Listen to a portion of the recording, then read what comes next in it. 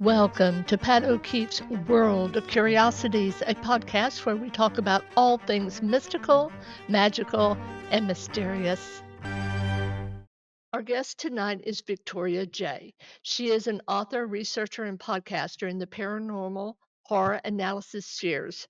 Her book, The Black Hours: Modern Demonic Experiences and Folklore, expanded her master's thesis, and her work was done at Utah State University.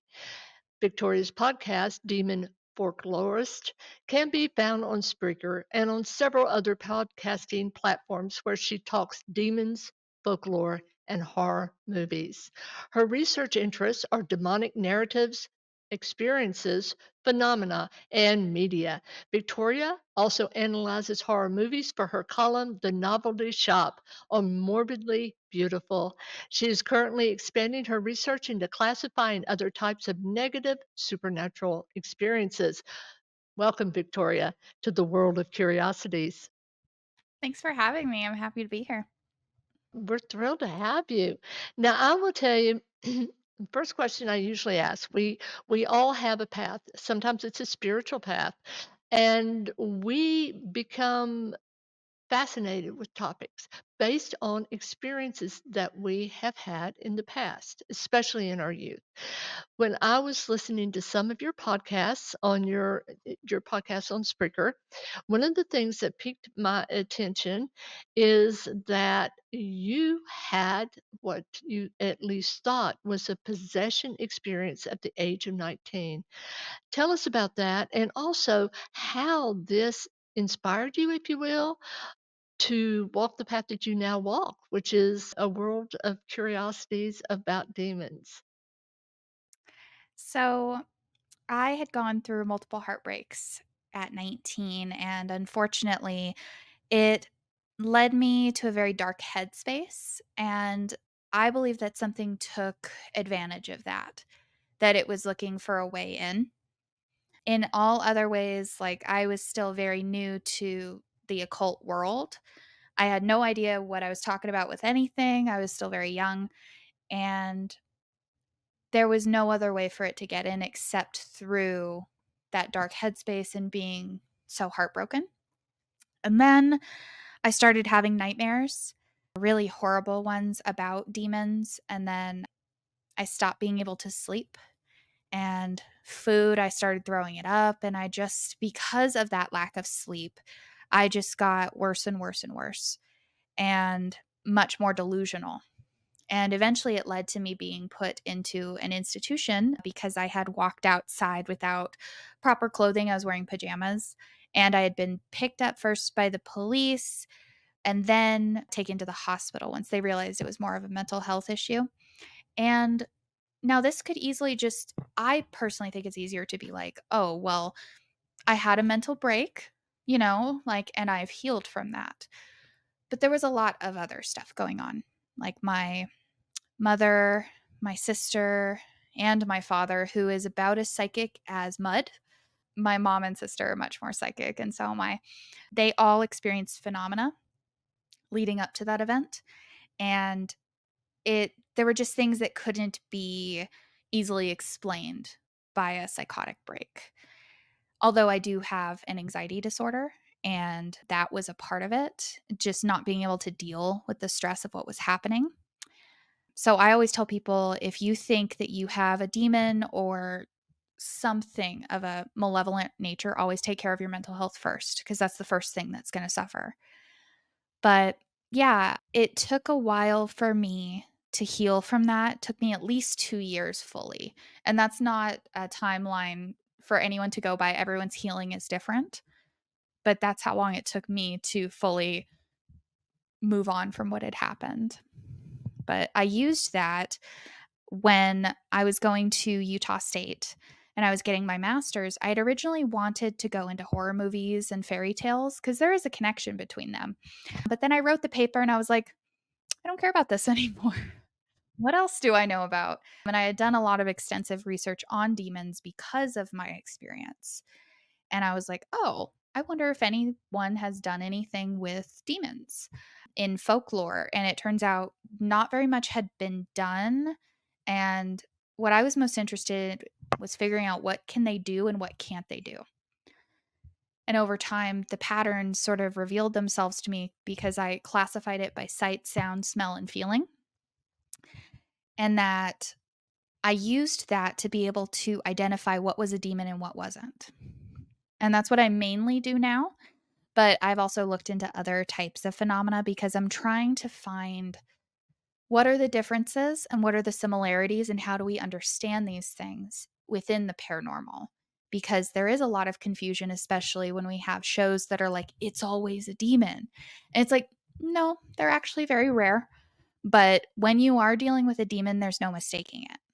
So, And just to mention too that if you are under a demonic attack, that your mental health is one of the things that you do have to worry about because there's mhm, constant oppression of that demonic source, whatever it may mhm, be. So one of the things that had happened in the past, in the very early days, when asylums or even poorhouses where they would put people is that priests would go into these places and they would do exorcisms. Do you mhm. think that that's something that maybe we should reconsider since we no longer do that? Or do you think it would just exacerbate people who already have mental illnesses? Or is there a middle road, or is it both at the same time? I think it would be beneficial if we could do something sort of in a middle road, because that's a very good question. But at the same time, I do think religious trauma exists, and people tend to try and diagnose their own spiritual problems by being like, "Oh, this is definitely a demon." When I've found like I've had a lot of people contact me after my thesis was published online, and only once did I think it was a true demon. So that's maybe like 5% of the time. So I do think there's like an issue with trying to diagnose that problem and then going in with an exorcism, which they're dangerous. Nobody should be performing exorcisms unless they've been specifically trained how to do that. And then the person undergoing the exorcism is also in danger. But the activity is mainly focused outward at whoever's trying to interfere.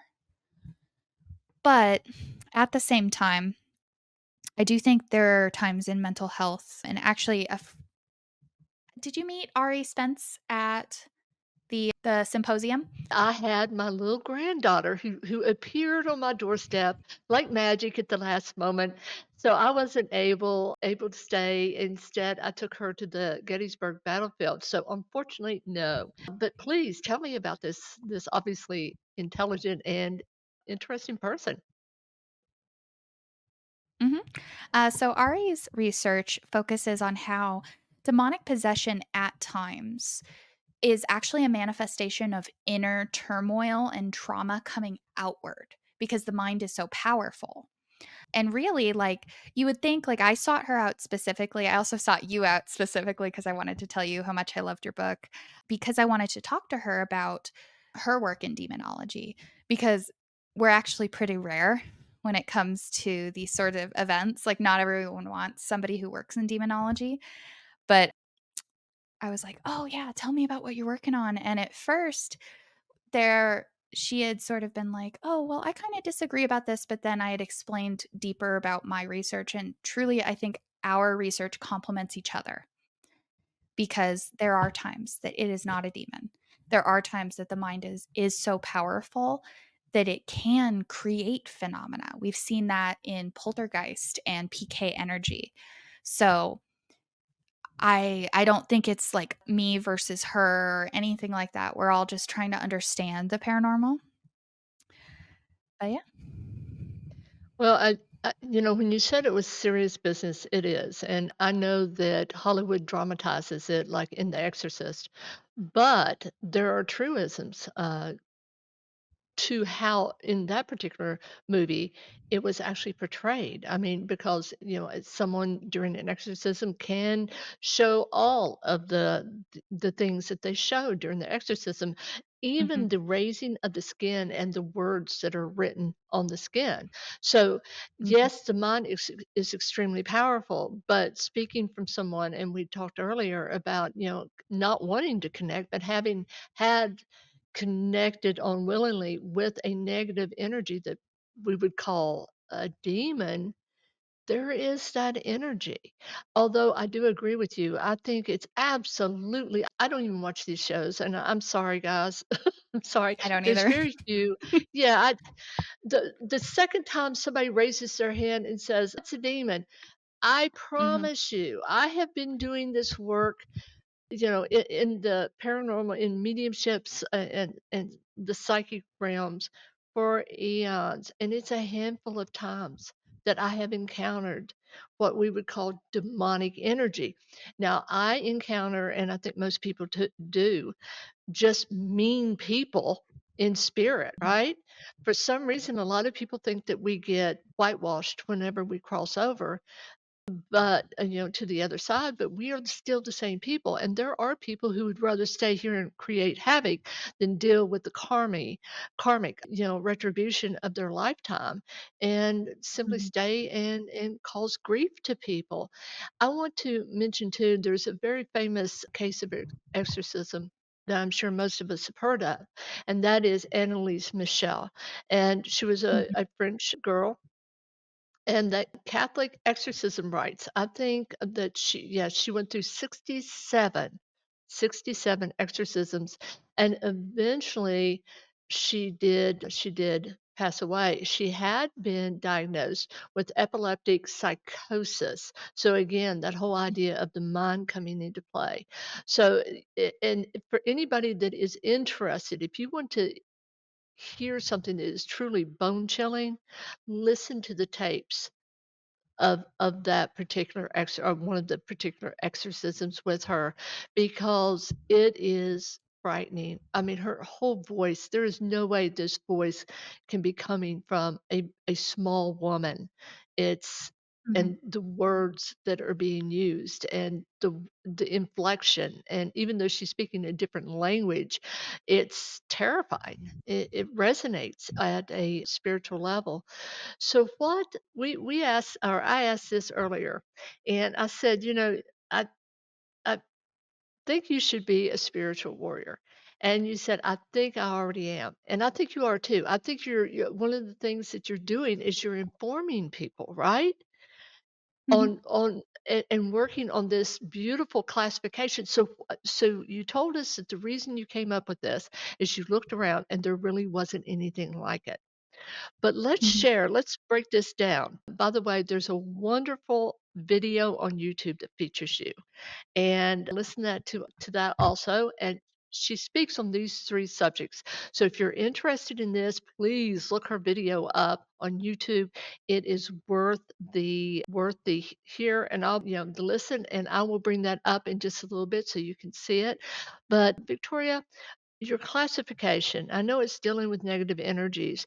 Could you tell us how you would classify a demon so that people can hear, and then we'll look at, what you said. We could look at jinn, we could look at skinwalkers, and even shadow people, and just tell them the different things. But let's start with, the different markers in the classification. But let's start with demons. So, when I define a demon, I define them by what they can do. And the reason I do that is because we don't know what demons are.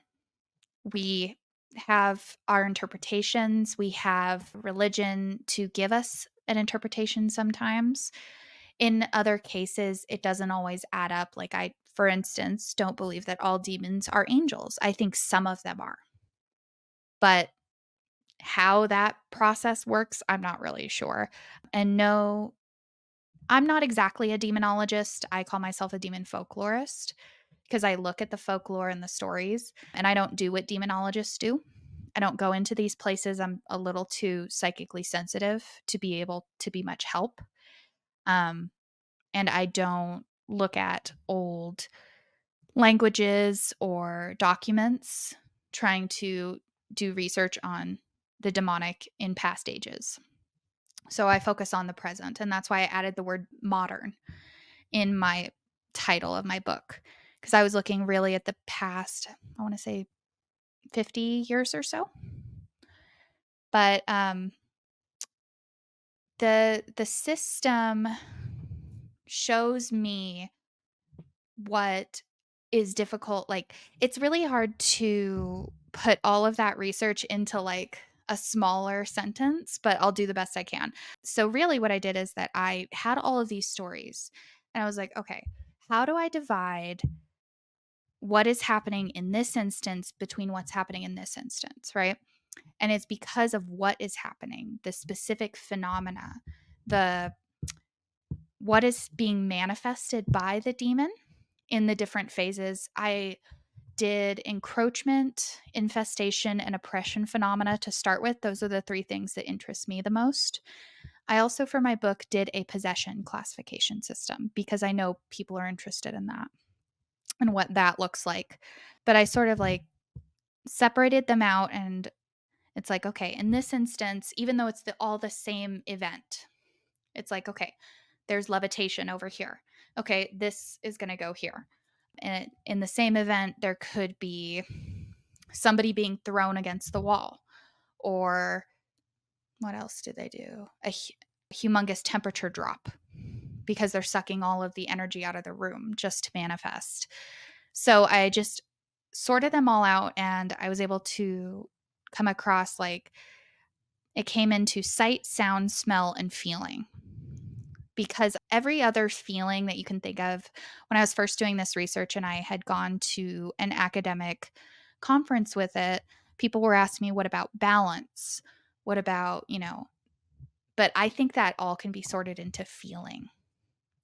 So people do lose their balance when there is demonic energy present, but demons, to circle back, because this is so much information. Sorry, y'all. Demons are hyper intelligent. They are malevolent towards humans in their behavior, always. For people who think that a demon is in love with them on the internet, you are wrong. If it is a real, fully fledged demon, they absolutely hate humans. And the way that I separate them out is by my little acronym. I call it EPIM: evil presence, intensity, and malice. That's how you tell the difference between a demon and something else. And then let's see. So that's how I tend to classify them. There is a little bit more to that definition. I should have had it pulled up because I always forget something from it. But yeah, they are incredibly malevolent and they hate Christian iconography, especially. It seemingly is that they're allergic to it. And they are always going to have a reaction. So there's that. And then when it came to this classification system, I simply wanted to know what they could do. What was it that they could do and what couldn't they do? And what do these narratives, because everyone's experience is different, but there are patterns. I wanted to find the pattern. So the way that I did this, for instance, this was my talk in Gettysburg. I had trouble with it, and I'm so thankful for my current boyfriend because he went through it with me and was like, "Okay, I don't understand this.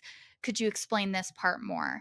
And just really helped me to fully flesh out a really difficult topic. Classification's not easy, and it is something that you have to pay a lot of attention to the things that you're seeing. And if you don't, you can easily miss something. But I did find that demons, skinwalkers, and shadow people are very commonly mistaken for each other, but they all seemingly have these, what I call markers, which are these are the things that define that experience. So demons have their own set of markers that are separate from shadow people, separate from skinwalkers, what have you. And because what it seems like is that not every entity that exists in the paranormal can do the same things. If they could, all of the phenomena would be uniform, but it's not. So I focus on those differences a lot, but also the similarities of trying to warn people, especially paranormal investigators, like, hey, you should never come across something that is negative and be like, oh, that's a demon. And this is why, based on this, and this, you know? So that was really what I was trying to show, that there are similarities, but the differences are what make that experience unique to that entity.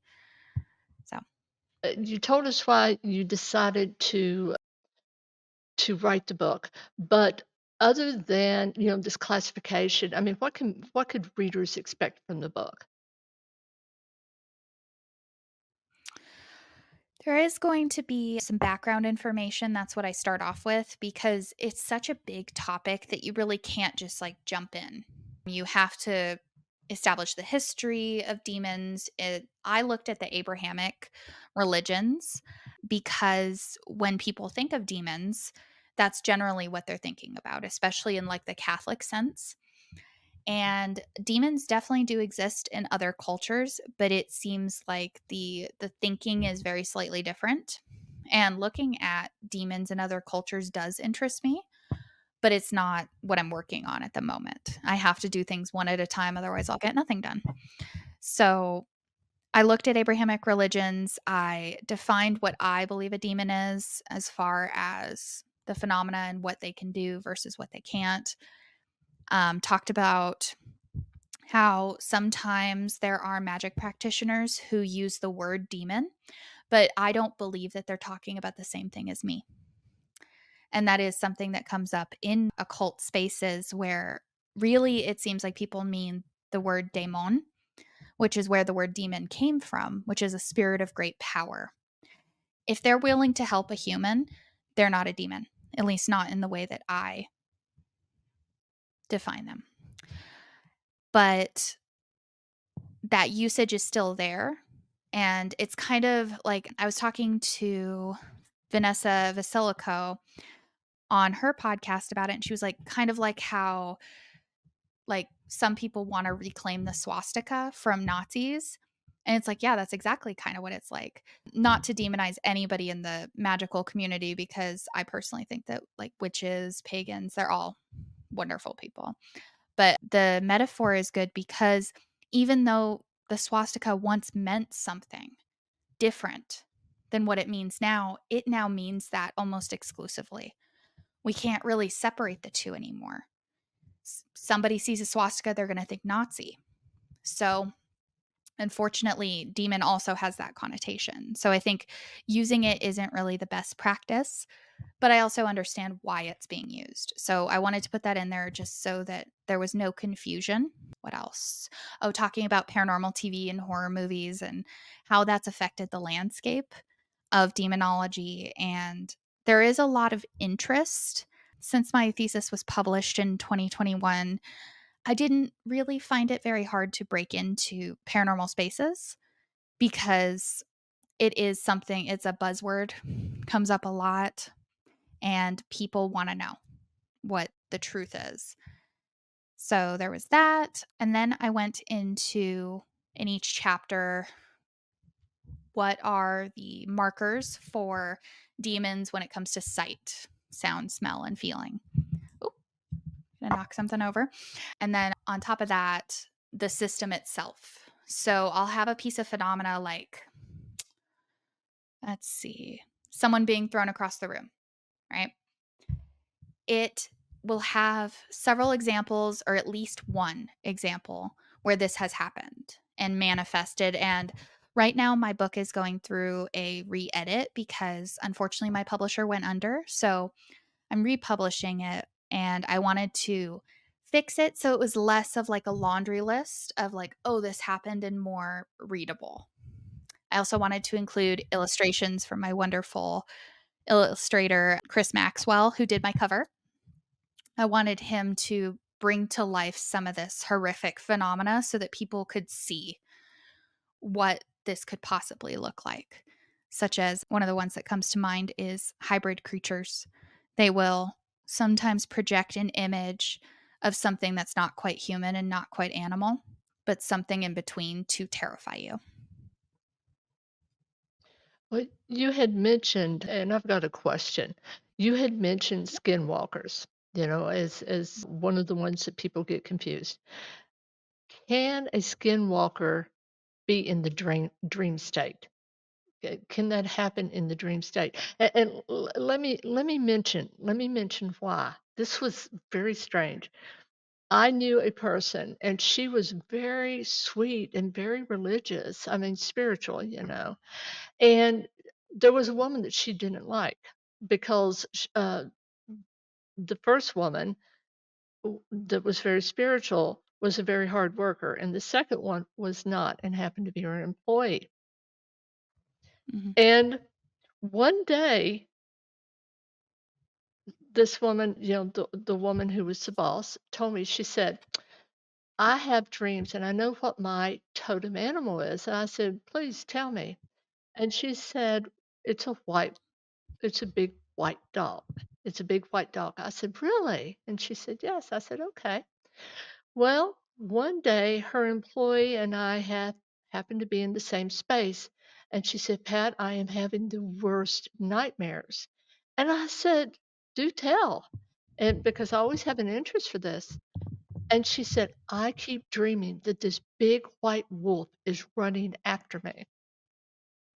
And she got ill not too long after that, which is one of the criteria when I was looking over your research that, people often become ill, or worse when they encounter a skinwalker. And so my question is, it's interesting that it meets most of the requirements of a skinwalker in that she could be projecting. You see what I'm saying? In the dream mhm, state. And I realize that it's outside of human, really, mhm, and yet it is human. You see what I'm saying? The mhm, original dreamwalkers, I mean, they were humans, were they not? They received mhm. power to be able to walk in another skin. What's your opinion on that? I think that it makes perfect sense to me, and my guess as to what's happening there is that this woman had shamanic abilities, because to be a skinwalker in the first place, you have to be a shaman, and you have to be taught how to do it, because it's not something that people are really born with. Although I think the ability is born, learning how to enact it is a different thing, and now it is a exclusively evil thing. When once upon a time, like the Dreamwalkers, the original Skinwalkers, it was given to them, it seems, as a gift to help the people. But now, to be initiated, you have to go down what they call the witchery way, and you have to kill somebody close to you that you love. So, just a really horrible sacrifice, it seems like, because I think there was probably another entity that could do the same thing, abilities. Because to be a skinwalker in the first place, you have to be a shaman, and you have to be taught how to do it, because it's not something that people are really born with. Although I think the ability is born, learning how to enact it is a different thing. And now it is a exclusively evil thing. When once upon a time, like the Dreamwalkers, the original Skinwalkers, it was given to them, it seems, as a gift to help the people. But now, to be initiated, you have to go down what they call the witchery way, and you have to kill somebody close to you that you love. So, just a really horrible sacrifice, it seems like, because I think there was probably another entity that could do the same thing, but and really preyed on human foibles. So the things that we want, like greed and revenge and the dark parts of humans, it preyed on that and then told them, here's another way to do it. And if you sacrifice to me, and it sounds like a demon to me, but I can't really confirm that. I would need lot more information to be able to look at that, but that's just what it sounds like, that It something else gave them the ability, and people used it, and there are instances where people have an they have an experience with a skinwalker, and dreams are a huge component of it. That these things almost always start with nightmares.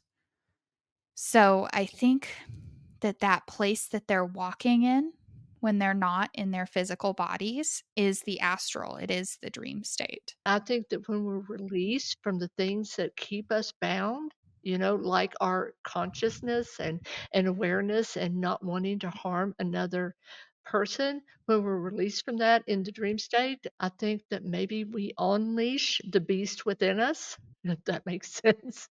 And I think that could have happened with her. What about shadow people?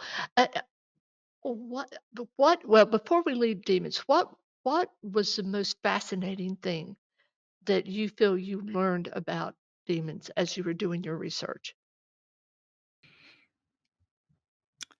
They aren't nearly as powerful as they'd like us to believe. They are bound by laws and they can't break them. And if they do, it's it seems that they are punished for it or that they are stopped by something. Some people call them angelic presences. It just depends on the person you ask. But demons are not all powerful. If they were, I don't think that these laws, these divine laws that keep them bound would exist. And that they use a lot of the same tricks, even the really powerful ones. So they also cannot create. That was something I came across. They can move things around, they can steal from the physical, but they cannot create things, not the way that humans can. So it could be a reason why they hate us. It's really hard to say exactly what's going on there, but it does seem there's a lot of blame about what happened to them given the story that they a lot of them were once angels and were cast out of heaven. They definitely blame humans for that because they like to talk about it a lot. Like they like never shut up about how unfair God's kingdom is and how much they hate him and all that sort of thing. What about shadow people? What kind of things did you discover as you were researching shadow people? The thing that I found the most interesting is that shadow people seem to be an easy form for any entity to take because they show up in so many different narratives that it is the first thing that people see. Demons do it, skinwalkers do it, shadow people on their own do it, and I think there's even been classification errors within I think it's 6 or 7 different groupings of shadow people. Some of them could be exclusively demons, some of them could be jinn because jinn also show up as shadow people. So I think that they're not the real thing that they are. They're a form that they're taking to manifest into our realm. But other than that, they also seem to show up for very different reasons. So I haven't abandoned it completely, but I had to sort of step back from shadow people because it might be too big of a project for me to classify into a book since there are other instances of high strangeness that don't really fit into certain entities that we associate with shadow people that are having shadow people show up in the narrative. And sometimes it is because of negative energy in the person's life calling to them. Or that's what it seems like. That would be my interpretation of what's happening. Negative events going on in a person's life. There are even times where they show up simply to herald something, to say an event is going to be happening. And only later do people make that judgment as to what that event was. And there are even times that it is positive instead of negative. So I simply think it's a easy form for anything to take in the paranormal. And let me ask, and this is not something that I know that you had studied, and I want to ask you something about it, and that's the black-eyed children. Have you heard of them? Mhm, black-eyed children? Okay. mhm. Well, what do you think these children are? And describe them to our listeners so that they have an idea because it's one of the it's not as popular, if you will, in popular culture as some of the other phenomena. Yeah, so the experience of black-eyed children seemingly is it's almost always that they come up to the door and knock on it, and when you open it, there will be a child or a group of smaller children standing there, but their eyes are all black, and they will want to come in, and you're not supposed to let them in. I haven't looked into them super deeply, but I do think there's interesting phenomena there. It's, like, on my list of the millions of entities that I want to look at, but I don't have time to at the moment, but it's on there. Just because it is so interesting that these experiences are so uniform. But I mean, it is fascinating. I'm like you, I haven't yeah. delved deep, but Mhm. I read a couple of stories of eyewitness accounts, and one man did let them in, and he really didn't notice their eyes, and when he did, it's like he became dread is part of the interaction, and he had so much dread, he actually snuck out his own house through a window to get out of the house and away from them. And another one, a couple was just sitting in their car, and this child just starts beating on the car window, wanting in, and she almost rolled her window down until she saw the eyes, and that's when the window stayed up and they left. So like interacting with a demon, it's a situation where all you want to do, from what I've read, is really get away from it. But it could be because there's such an anomaly, the eyes are so distinctive that it simply scares people. And one thing about skinwalkers, I have to ask, have you ever watched Skinwalker Ranch or read any of the books about that location? Actually, the only reason I know about it because I don't watch paranormal shows unless, like, my friends are in it and I'm like, "Oh, I wanna support whoever." I Yeah, my mom watches it. And she was telling me, yeah, Skinwalker Ranch is weird. And I hadn't really thought about looking into it until I was looking for a topic for Gettysburg. And I was like, yeah, I've never really looked into skinwalkers. I don't really know what they do, but I have heard about the anomalies. And what I personally think is happening at Skinwalker Ranch and certain areas, because when I talked to Timothy Renner, yeah, so I was sat next to him at the dinner that Alex had provided for all of us. And we were talking about phenomena. And I realized very quickly, this is getting very slightly off topic, but skinwalkers and Bigfoot have very strange similarities. I actually think that they might I don't know what Bigfoot are. I could tell you exactly, but I do know that the phenomena is very, very similar to the point that it makes me wonder if it's a yin yang thing. Were they once human? I don't know, but whatever they are, they're similar in nature.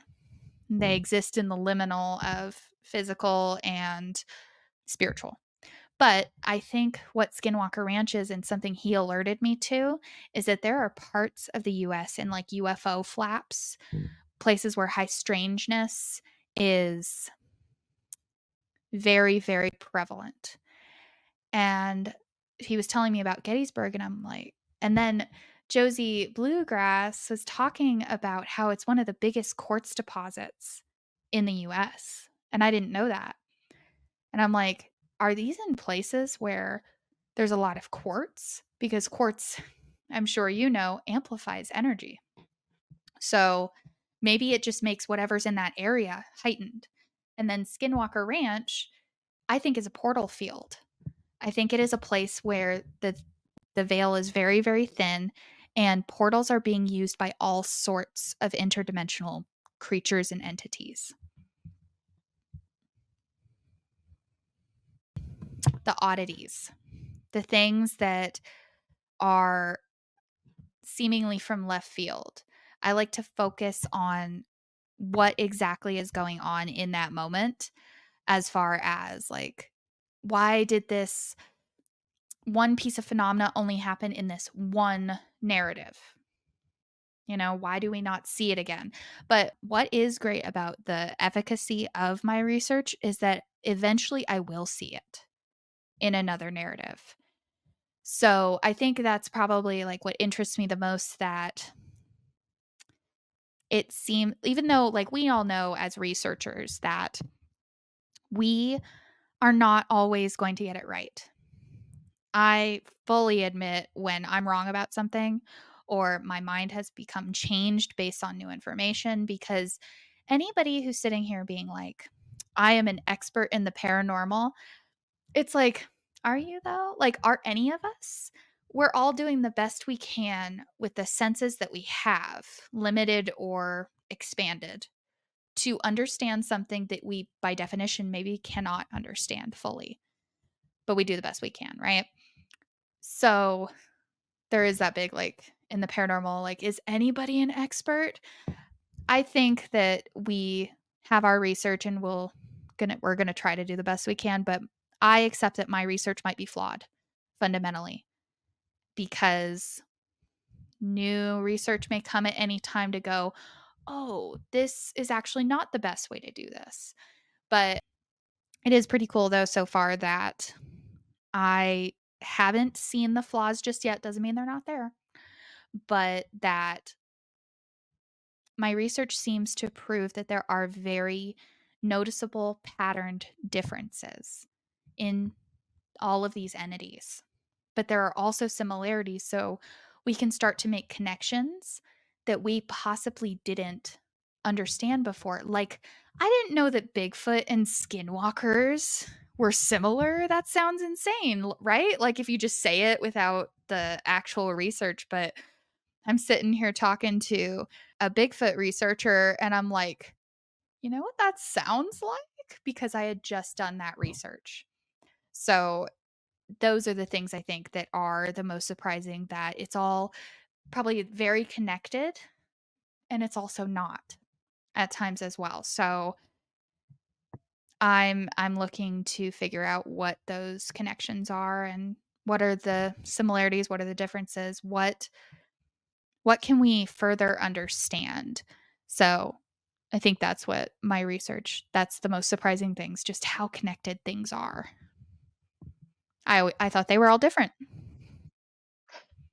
And it's interesting too because a lot of the research in the paranormal in all aspects of it and the spiritual world is it's non-quantitative because how are you Mhm, going to crunch numbers in most of the research? So we do narrative research, and then we mhm, extract, like you did, from your research in order to be able to come up with all of these markers for the different categorization of anomalous, what would you call them, entities?